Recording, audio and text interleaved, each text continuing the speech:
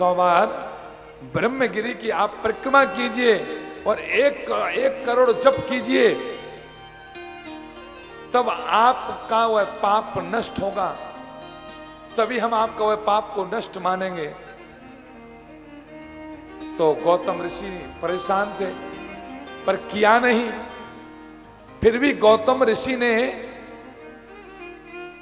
कहते हैं वैसा ही किया। और जब उन्होंने कहते हैं 1 करोड़ का जप किया तो स्वयं भोलेनाथ जी आए। भोलेनाथ जी ने आशीर्वाद दिया और कहा वरदान मांगो। वो कहते भगवान ये जो पाप लगा वह समाप्त हो जाए। भोलेनाथ जी ने यह कहा वो पाप तुम्हें लगा ही नहीं, वो गाय नहीं थी, वो देवताओं की माया थी, वह माया की गाय थी, इसलिए दोष तुम्हें नहीं लगा। और वहां पर जल तुम्ही ने प्रकट किया था। इसीलिए गौतम ऋषि, मैं आपसे, भोलेनाथ जी ने स्वयं कहा गौतम ऋषि आप वहीं पर जाइए, वहां आज कोई जल है तो वो आपकी वजह से है। और वहां पर गंगा गोदावरी प्रकट हुई नदी, और वहां पर आज भी कुंभ लगता है।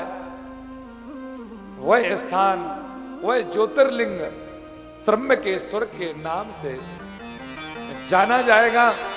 भोलेनाथ जी ने ऐसी कृपा करके और अंतर ध्यान हो गए। बोले त्र्यंबकेश्वर भगवान की जय हो। यहां पर काल सर्पयोग दोष का कटाक्ष होता है। क्यों होता है? कि वहां पर गौतम ऋषि का पाप का क्षय हुआ, समाप्त हुआ। काल सर्पयोग दोष लगा गौतम ऋषि को, वो भी वहां पर समाप्त हुआ। इसलिए त्र्यंबकेश्वर में काल सर्पयोग दोष का निवारण होता है। काल सर्पयोग का दोष का निवारण वैसे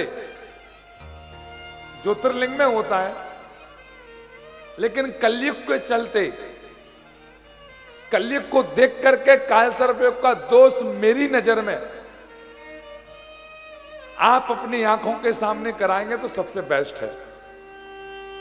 काल सर्पयोग का दोष का निवारण तभी होता है जब आप वह सोने और चांदी के जो नाग नागिन बनाए जाते हैं उनको बांध करके धागमौली में और अभिषेक किया जाए और 1.25 लाख महामृत्युंजय जप का जप किया जाए या करवाया जाए। फिर उस नाग नागिन को बहते हुए जल में प्रवाह किया जाए, तब आपका काल सर्पयोग दोष कटता है। आप सोचें कि हम कहीं जाएं 2100 रुपए देकर के काल सर्पयोग का दोष कट जाएगा, नहीं कटेगा।